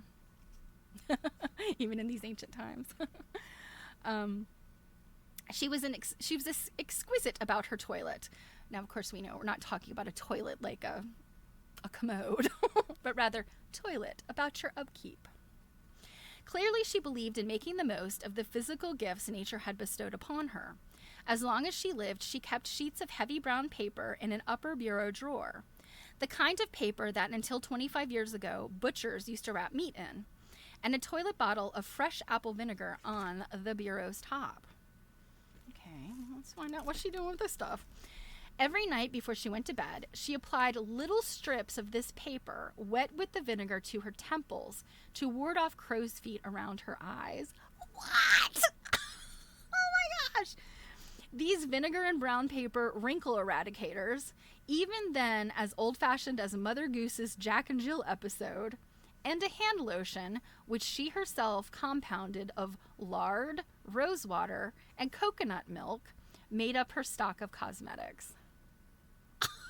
So those little wrinkle patches that you can buy for you can put them on your forehead. I think, do they have the ones, I think maybe that go along the sides of your mouth, for those grooves, and then the ones around your eyes. They make stuff like that now. But Sarah Hale was making her own with vinegar and paper. That is wild. Apparently it works. Oh my gosh. The lotion she used faithfully, keeping a bottle of it in her office desk as well as on her dressing table. She never washed her hands without applying it, a fastidiousness that probably would have been frowned on by her friends had they known, as evidence of sinful pride. Now, come on now. Keeping your hands moisturized is not sinful pride. Yeah, definitely. Mrs. Hale hated untidiness. Disorder always annoyed her. Specifically, she had a horror of dropped pins. Hey, Mod Art. She drinks snake oil, too. Well, her lard lotion is a trivial enough ladies' book feature entitled What Becomes of the Pins has offended certain of Godey's 20th century reviewers. But in any case, a much enjoyed game with the Hunter children was to comb the floor of her room for stray pins. The finder of 3 pins was given 5 raisins as a prize. I love this.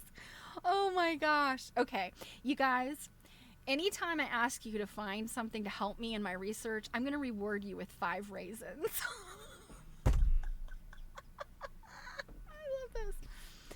I never was able to figure out the logic of 5 raisins as a reward for 3 pins, observes Miss Hunter, unless it was grandmother's generosity. She loved to give. So 5 raisins, those extra 2 raisins were the generosity. Oh my God, I had no idea this is what we were going to get today. Apparently her charity was wide and varied.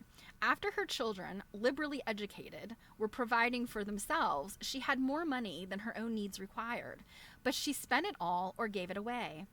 Many a boy and many a girl she helped to get on their feet, and persons such as Mrs. Clem, the faithful, poverty-distracted mother of Edgar Allan Poe's child wife, Virginia. Did Edgar Allan Poe... Did he marry a child bride? I feel like, yeah, I can't remember this. Huh. Anyway, the poverty-distracted mother of Edgar Allan Poe's child wife, Virginia, were familiar indeed with the practical kindliness of Sarah Hale. Mrs. Clem's famous basket came away loaded quite as often from the lady editor's door as from others in Philadelphia. Mrs. Hale enjoyed a most comfortable income from 1840 on, for despite her salary as editor, her many successful books brought her comparatively large royalties. Okay, so Virginia Eliza Poe, wife of a couple were first cousins, and publicly married when she was 13 and he was 27. Gross. Jerry Lee Lewis and Edgar Allan Poe. Okay. Flora's Interpreter alone ran through 14 editions, while there were others of her books that were even more popular. But when she died, she left only her enormous library, including thousands of complimentary first editions received from authors or publishers. Yeah, because so many people wrote. I mean, famous people wrote for Godey's.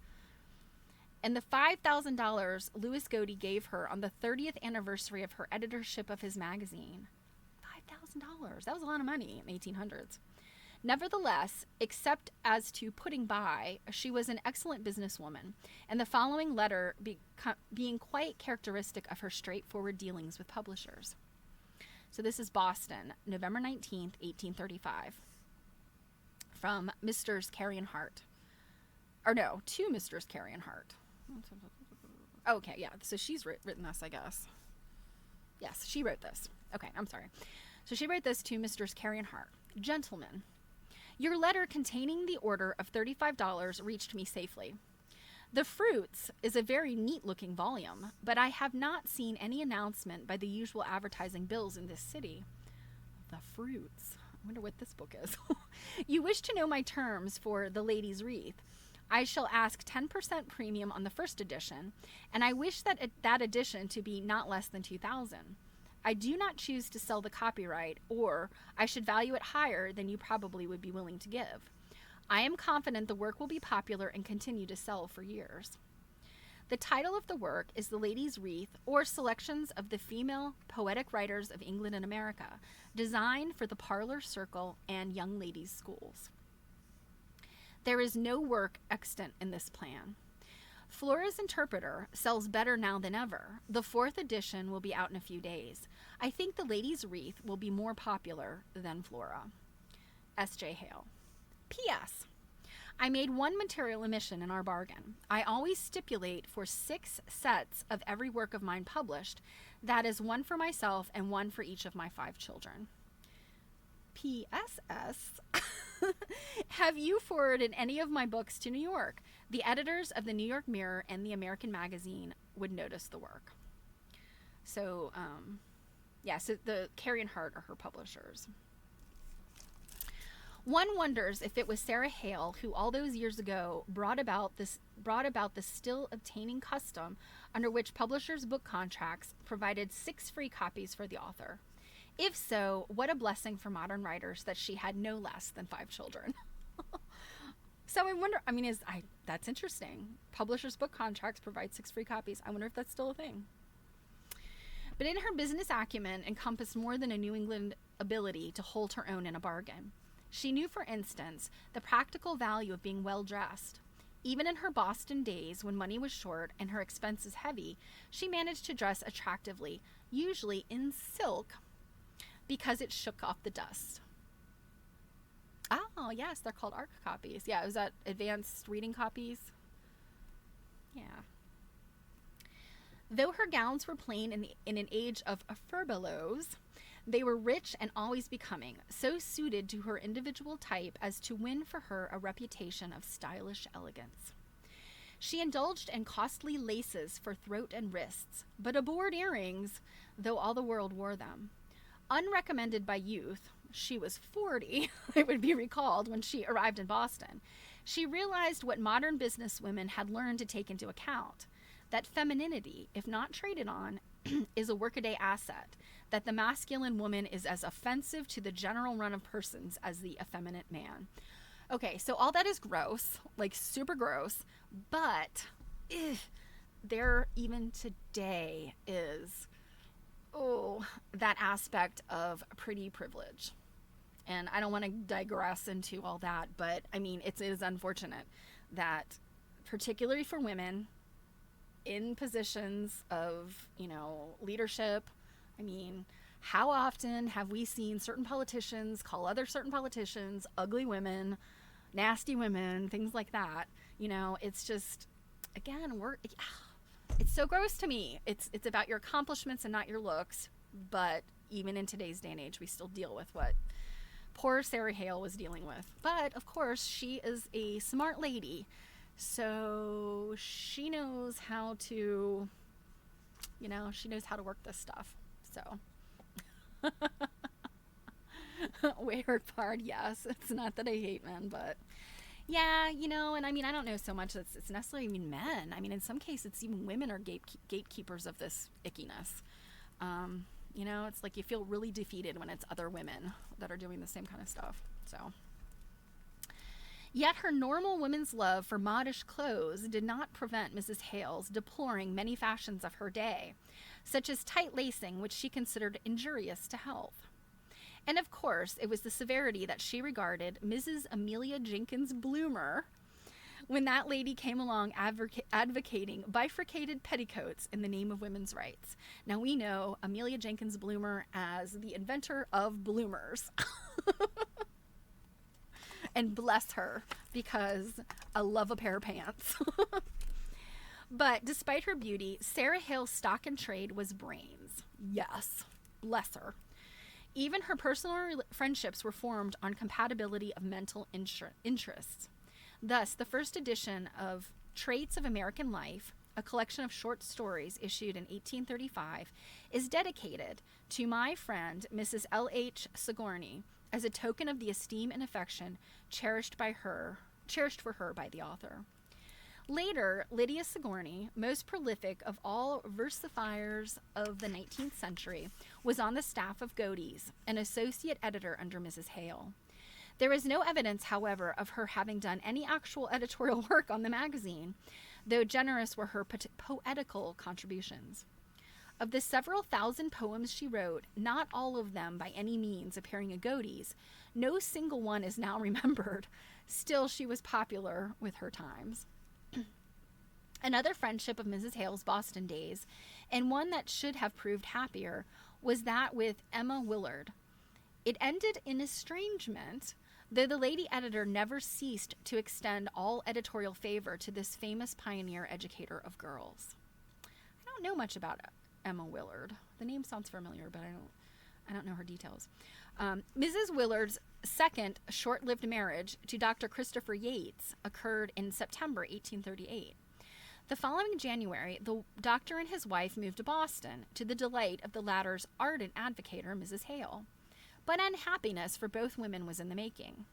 There can be little doubt that the suave physician was a rascal and that he married Mrs. Willard for the sake of the comfortable income she enjoyed from her female seminary. The brave experiment which Mrs. Hale had aided so materially through constant publicity in the Ladies' Magazine, so that was in her first magazine. When Mrs. Yates, how strange to call her by any name but Emma Willard, refused to turn over to her husband certain funds held in trust for the school, he made her life miserable. Okay, yeah, another annoying man trying to get in the way of progress. No offense, guys, but some of you suck. He made her life miserable, determined by personal abuse and neglect to wear her resistance down. All this is plainer now, perhaps, than it was at the time, for the doctor was both plausible and socially charming. Aren't they all? Had not Mrs. Willard herself been taken in any event, Mrs. Hale, still strongly under the influence of her own happy marriage, so I guess her husband had not died yet at this point. Or no, I mean, maybe he, well, I guess maybe she's just thinking of her husband, because I think they did have a good marriage. She attempted to effect a reconciliation. Not only did she fail, but she paid the penalty proverbially exacted from the peacemaker.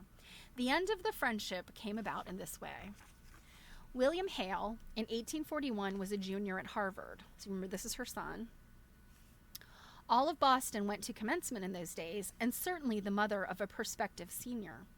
Whether it was an accidental meeting or whether Dr. Yates had accompanied her there, no one knows. But certain it is that Mrs. Hale and Dr. Yates appeared on the campus together, to the chagrin of the wife, by then so disillusioned that her friends must be either wholly for or wholly against her. No mediation of Mrs. Hale's would avail now. Mrs. Willard finally left Dr. Yates after only 9 months of marriage and ultimately divorced him. Good for her.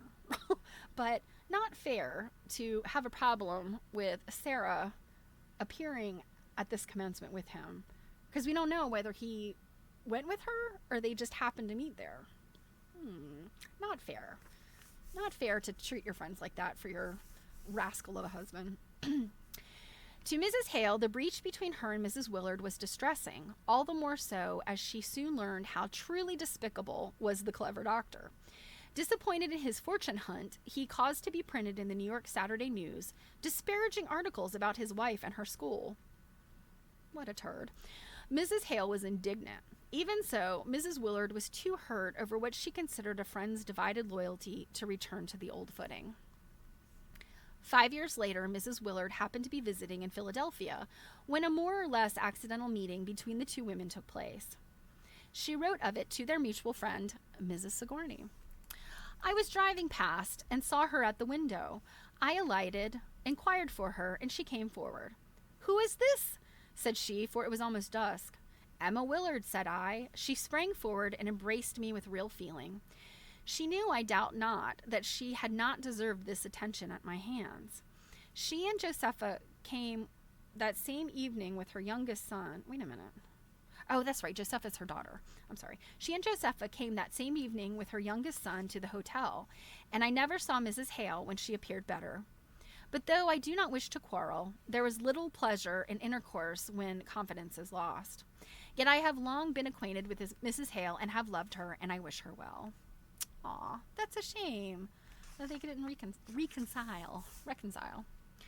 Doubtless Mrs. Willard had loved Mrs. Hale, but not apparently as Mrs. Hale loved Mrs. Willard. The truth is that while Mrs. Willard contributed nothing to Mrs. Hale's future as she had contributed nothing but friendship to her past, Mrs. Hale continued editorially to support Mrs. Willard's school, her theories of education, and the educator herself as a professional figure, even in the face of public apathy. Conducting a review of the first biography of Mrs. Willard, published 4 years after her death in 1870, Mrs. Hale paid her last tribute to her friend. She said in Godey's for February 1874, "We commend this book to our readers. We are glad to call their attention to a memorial of a life so useful, so honored, and so beloved as that is Emma Willard." In retrospect, Mrs. Willard's implacability seems sterner than the facts justified. Yet the fiasco of her second marriage had scarred her deeply, A superlatively great woman, sensitive and proud, had been unfairly humbled. Mrs. Hale, too, had been scarred.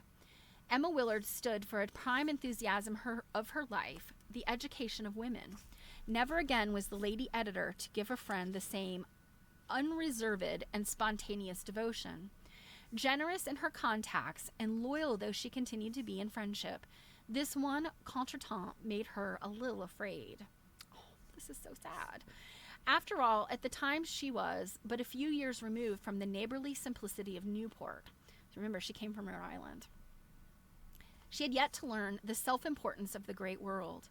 Though her most successful years were to follow, when her name became known not only in her own country, but wherever English was read, a thin veil of reserve had dropped down that seems never to have lifted, save in the intimacy of her immediate family. Yet she was a happy-natured woman, one whom people liked and never forgot. The life of her times flowed across her desk, and she came to know everybody worth knowing. If she ever seemed lonely, it was only as all high-minded editors are lonely. Early, she learned that the necessity of protecting her position against the many bearing axes to the grindstone. Yet even editors find a friend here and there who has no axe to grind, an occasional free soul, like Oliver Wendell Holmes, untempted to compete in a mere traffic of favors.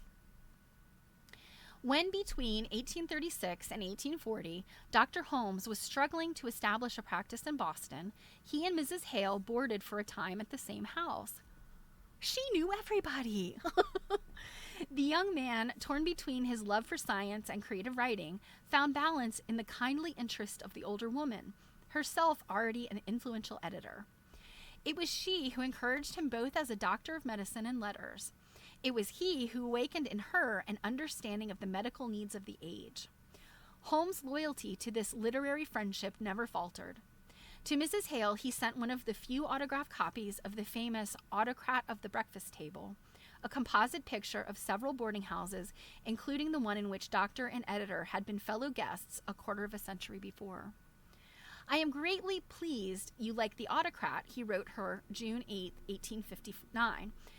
I do not expect you or anyone to like everything I say. Thus the passages to which you object gave great satisfaction to many persons. Sturdy, independent, even with his friends. One wishes that Mrs. Hale's letter to which this was a reply were extant also. So we don't know what she said. It would be illuminating to know just what passages in the Autocrat she had questioned. But whatever they were, her objection was not to the poet boarder's contribution to the table talk, the chambered nautilus. Though more than one modern critic has dumped Holmes into the Victorian trash basket of pretty moralizing. Somehow this poem, which the Ladies' Book editor called the greatest expression of the individual aspirations of every true American, still lives. Along with the poetic version of the Lord's Prayer, which Mrs. Hale had written in 1830. A poetic version of the Lord's Prayer. This is a new one on me. I haven't even heard about this. So she wrote this in 1830. For children, familiar to many thousands of other children since, she taught her grandchildren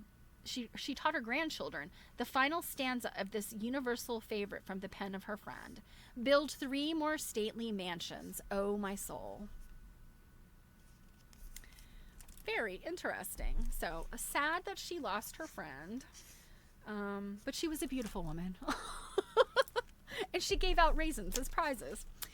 So that will do it for today. Next time we will get into chapter 6, which is called Precious Panaceas.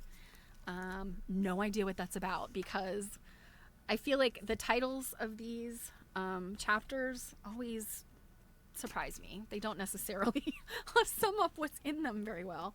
But this is really proving to be a very interesting book. And I gotta say, Ruth Finley, she's got a way with words, right? So, yes, Druid, I will pull up the calendar again, because, where'd it go?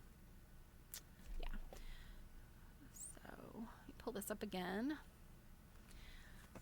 So, yes, Friday the 13th will be the next time the 10th will be the next time you see me if you follow me and Jill on YouTube on Quilt Nerding. There will be nothing next Thursday because, or wait, 2 Thursdays from now, because Jill and I are going to do that co-stream on Friday the 13th, which will be at 7 p.m. But yeah, so I will be back here regular normal hours on September 16th. So yes, thank you, Druid, for reminding me. Yeah, so I'm not going to be here for a bit. If you remember, there will be 2 Quilt Nerding videos out on the 2nd and the 6th. So if you don't already follow Quilt Nerding on YouTube, please go do that. And you'll get a little bit of me and Jill to tide you over. We think of ourselves as so popular, people wouldn't want to miss us for a week or 2. All right, guys. So I hope you have a wonderful rest of your Friday Eve. I hope you have a wonderful weekend. And yeah, keep an eye on social media, because even if we can't do streams at seminar, we can still post stuff. And I guarantee you, I will have pictures of quilts that are stunning and jaw-dropping and earth-shattering and breathtaking. And I will share them with you guys as fast as I can. So thank you as always. I treasure you guys so much. I could not do this without you. I wouldn't do it without you, because it would just be me talking into the void. So take care, and I will see you very soon. Mwah! Mwah!